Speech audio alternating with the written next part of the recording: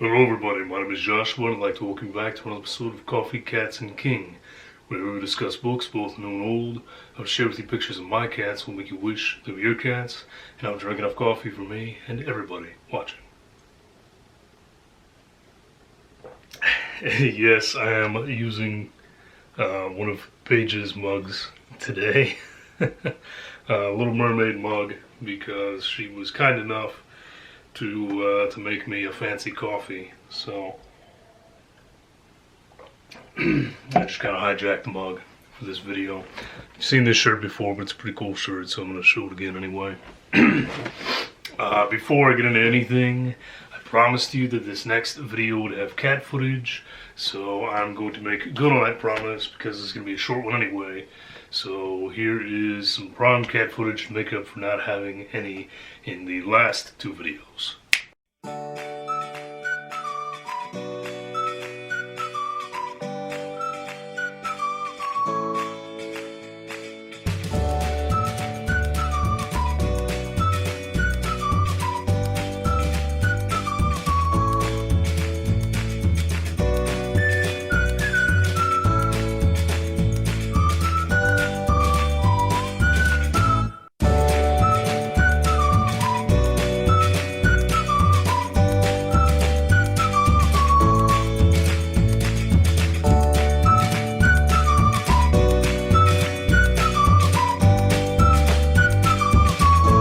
I'm here to catch up on weekly wrap-ups again.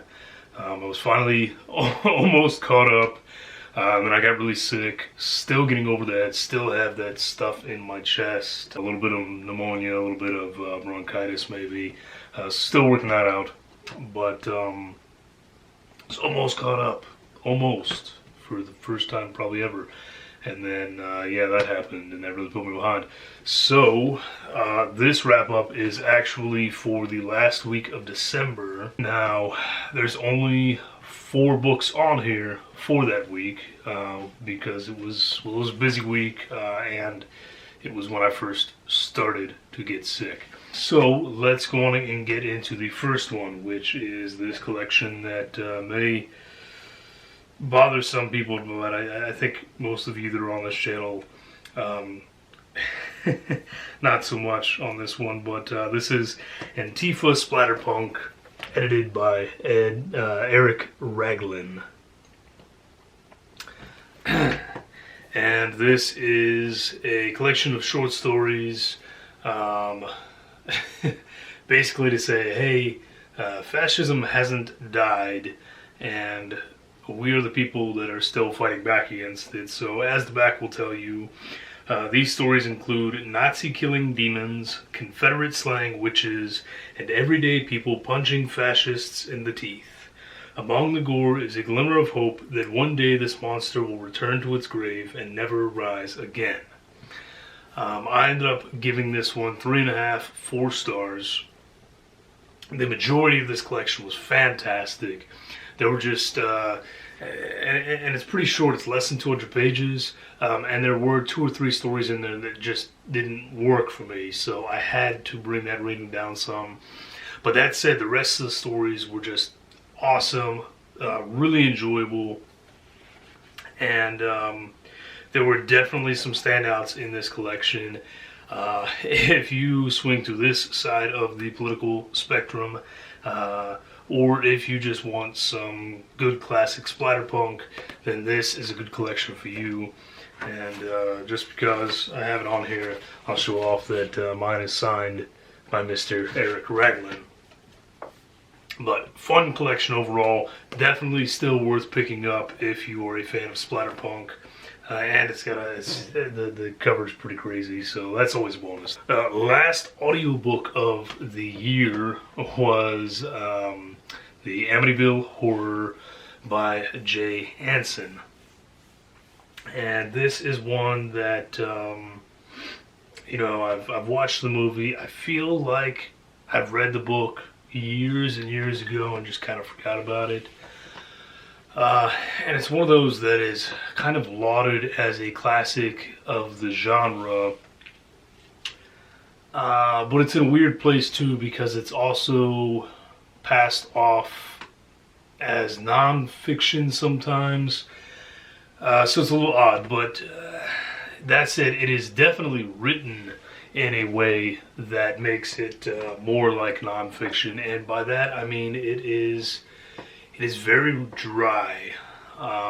There's the pacing in this book is practically non-existent. Even when things are happening, it's just this happened, then this happened, then that happened. And it really kind of drove me nuts to listen to.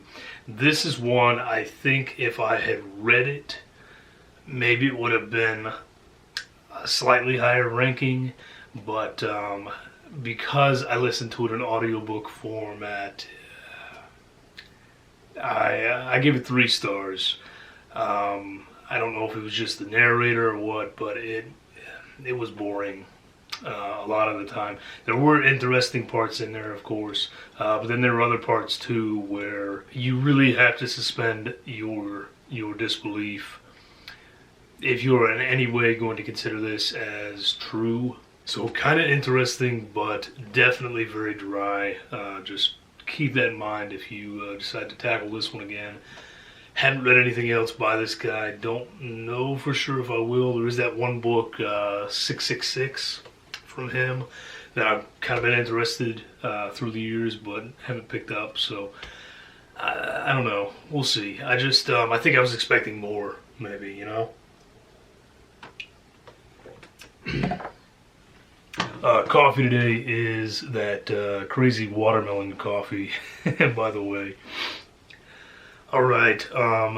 The only ebook that I managed to finish at the end of the month was Everything Will Burn by October Kane. Now, earlier in the year, back in October, actually, I read October Kane's first book, Nothing Will Be Left, which was the start of the Quill Point series. Basically, gods and demons of Lovecraftian mythos come back and start tormenting them. The first one I gave 3.5 or 4 stars to. Started out really strong, kind of started to lose its way and lose me, especially towards the end of the book. And by the end of the book, I was really kind of ready for it to be done, even though I had really enjoyed the first part and other aspects of it. This one, I think, kind of suffered from the same issues, but more so. There were some really fantastic scenes of horror in here, and some of the descriptions were just excellent. They would gross you out, they would cause you to wince, and they were just very well done. But there was a great mystery going on towards the beginning of the book, and then when the reveal happens, part way in, maybe 40-45% of the way in or so, it's so in your face. It doesn't even try to be subtle. It's just right there. This is exactly what's going on. And it was just too much. I enjoyed it so much more when there was some mystery behind it, when I was trying to piece together how these things were connected. And I think if the author tweaks some things, then this could be a fantastic book. But it also kind of suffered from the same thing that the first one did, and that as the book went on, I think he lost his way a little bit. Some of the characters started acting in ways that didn't seem quite right, and things were just happening that they were just a bit too over the top and too much going on, and he was looking to do too much, I think, was the issue. So this one ended up as a 3-star from me. I still enjoyed it to an extent, but I think that October Kane needs a little more time to perfect his craft, if you will, and that this could be a whole lot better with a rewrite and with some certain details taken out, some things tweaked. That's my little quick review on there, because I did owe the author that. This was a book that was given to me via Booksprout for review. And then the final book that I got to in the year, thankfully, was a good one. It was a 5-star, in fact. This is Wasatch Witches. I don't even know if that's how you say it, honestly. I don't know the first thing about Utah, guys. But this is a collection of Utah horror, as it says. In this case, all revolving around witches and magic. So, I think this one impressed me more because I went in not expecting a thing. It does have a really cool cover here, but I've not read anything from this publishing press before, from these particular editors, and most of these authors before. Most of this was all new to me, so I just decided to give it a chance, though, and I'm really, really glad I did. This was way better than I had any business being, and just about any anthology you pick up, there's going to be a couple standouts. There might be some really excellent stories, and there's always going to be some stories that just don't work for you. It's just always the case with anthologies. It's how they work. This is that rare thing where it was like every story just, I connected with it. I enjoyed the heck out of it. There may have been one that wasn't a standout, but I can't even think of it, honestly.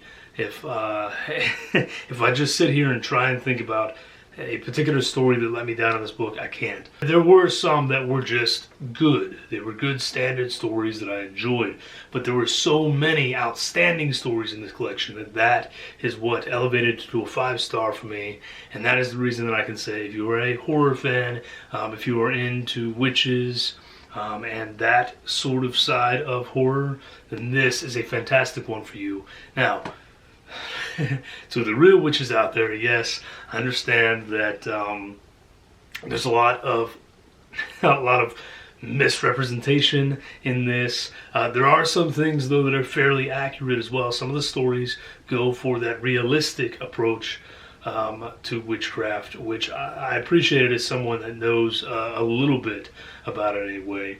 But that said, of course, it is still horror at the end of the day. We know the tropes involved in witches and those who delve into, the dark side of magic, as they say in this book.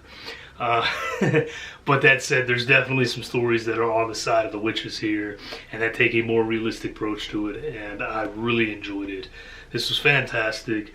I actually have, I think, almost all of the anthologies from this publishing press. They sent me this big box last year with like everything, and it was astounding and very unexpected. And now this makes me so excited to get in every one of them. So I'm really looking forward to more of this. But if you're going to pick up a collection, an anthology, and you do not want to be let down by any of them, this is a really great one. And that covers this very brief wrap-up here. You did finally get some good quality cat footage, which I'm very thankful for.